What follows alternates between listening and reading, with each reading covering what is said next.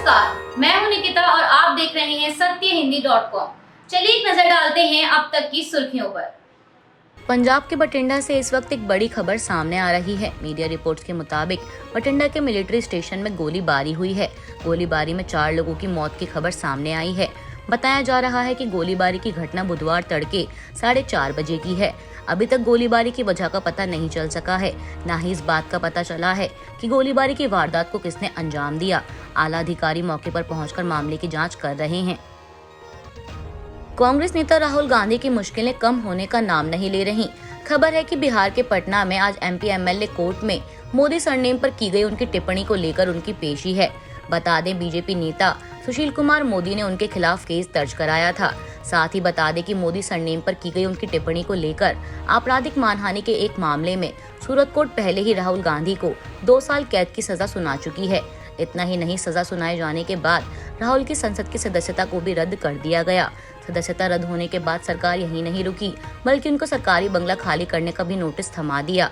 हालांकि राहुल गांधी ने अपने खिलाफ हुए इस फैसले पर कहा है कि उनको अडानी के ऊपर बोलने की सजा दी गई है, लेकिन वह डरेंगे नहीं और सरकार से सवाल पूछना भी बंद नहीं करेंगे। उन्होंने कहा कि मैं केंद्र सरकार से लगातार यह पूछता रहूंगा कि 20,000 करोड़ रुपए किसके हैं। बिहार के मुख्यमंत्री नीतीश कुमार इन दिनों दिल्ली दौरे पर हैं और आज दोपहर 1 बजे वे कांग्रेस अध्यक्ष मल्लिकार्जुन खड़गे से मुलाकात करेंगे। दरअसल नीतीश कुमार 2024 के आम चुनाव में केंद्र में सत्तारूढ़ बीजेपी के खिलाफ विपक्षी दलों को एकजुट करने के मकसद से विपक्षी नेताओं से लगातार संपर्क में हैं। उन्होंने मंगलवार को राष्ट्रीय जनता दल के प्रमुख लालू प्रसाद यादव से भी मुलाकात की थी। ऐसे में अब उनकी कांग्रेस नेता सोनिया गांधी से भी मुलाकात करने की उम्मीद है। गौरतलब है कि बीते दिनों मीडिया से बातचीत करते दौरान उन्होंने कहा था कि बजट सत्र के बाद वो एक बार फिर दिल्ली जाएंगे। इस दौरे के दौरान बिहार के मुख्यमंत्री का शरद पवार और दिल्ली के मुख्यमंत्री अरविंद केजरीवाल से भी मिलने का कार्यक्रम है। पंजाब विजिलेंस टीम ने राज्य के पूर्व मुख्यमंत्री और कांग्रेस नेता चरणजीत सिंह चन्नी पर कार्रवाई की है। पंजाब विजिलेंस विभाग ने चरणजीत सिंह चन्नी को नोटिस भेजकर बुधवार को तलब किया। अब चन्नी 20 अप्रैल को विजिलेंस की जांच में शामिल होंगे। बता दें, कांग्रेस नेता से पंजाब विजिलेंस आय से अधिक संपत्ति मामले में पूछताछ करेगी। विजिलेंस सूत्रों के मुताबिक चन्नी की संपत्ति के बारे में एक विस्तृत रिपोर्ट तैयार की गई है। चन्नी के पूछताछ में शामिल होने के बाद उनकी मलकियत की संपत्ति और विजिलेंस के पास मौजूद रिकॉर्ड का मिलान किया जाएगा।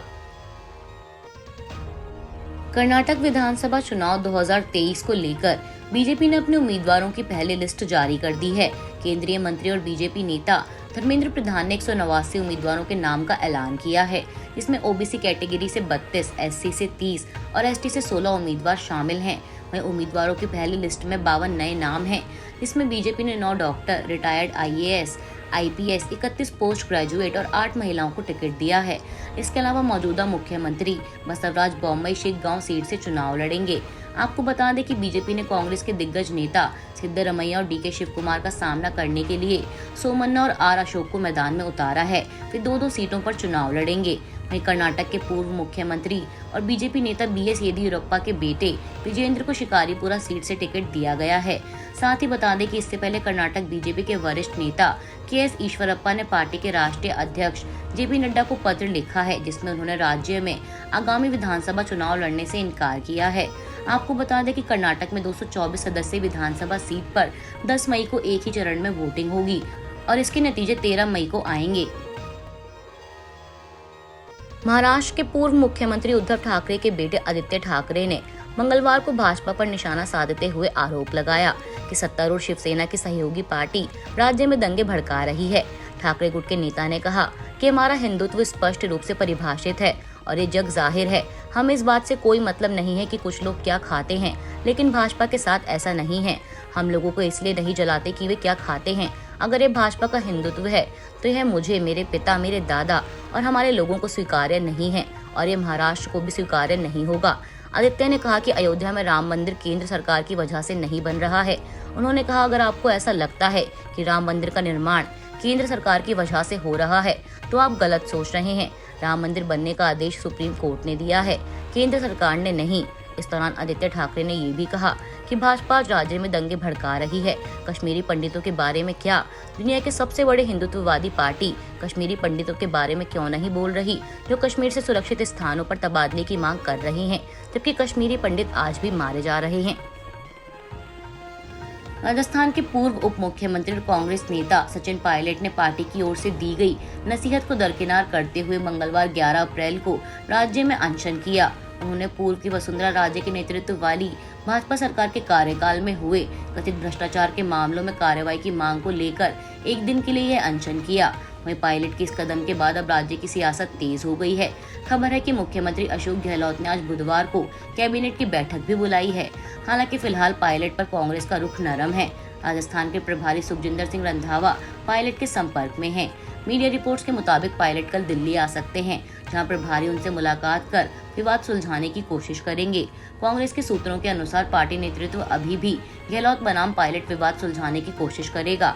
पार्टी में कुछ नेता जहां पायलट के खिलाफ कार्रवाई की मांग कर रहे हैं, वहीं कुछ नेता ऐसा करने के पक्ष में नहीं हैं। लिहाजा विवाद को सुलझाने की एक और कोशिश का फैसला हुआ है। इसलिए प्रभारी रंधावा पायलट से बात करके 1-2 दिनों में कांग्रेस अध्यक्ष खड़गे से आकर मिलेंगे, तब फैसला किया जाएगा। राजस्थान में कांग्रेस के भीतर चल रहे सियासी संग्राम को लेकर अब सभी की नजरें छत्तीसगढ़ पर हैं। दरअसल राजस्थान में पूर्व उप मुख्यमंत्री और कांग्रेस के कद्दावर नेता सचिन पायलट के अपनी ही सरकार के खिलाफ मोर्चा खोलने को लेकर छत्तीसगढ़ के स्वास्थ्य मंत्री टीएस सिंहदेव ने सचिन पायलट का समर्थन कर कांग्रेस की मुश्किलें बढ़ा दी हैं। सिंहदेव ने सचिन पायलट के पक्ष में बयान देते हुए कहा कि सचिन पायलट ने कोई लक्ष्मण रेखा पार की, ऐसा मुझे नहीं लगता है। ये पार्टी विरोधी गतिविधि नहीं है। सचिन पायलट को लगता होगा कि चुनाव के समय उन्हें मतदाता को जवाब देना पड़ेगा, क्योंकि उन्होंने कहा था कि वसुंधरा राजे की सरकार में बहुत भ्रष्टाचार हुआ है और वे इसकी जांच कराएंगे, लेकिन उन्होंने नहीं कराई। अब आप जनता के पास जाएंगे तो जनता आपसे जवाब मांगेगी, कहेगी हम आपको वोट क्यों दें, आपने जो कहा था अपनी बात पूरी नहीं की। अभी के लिए बस इतना ही। बाकी की खबरों के लिए जुड़े रहिए सत्यहिंदी.com के साथ।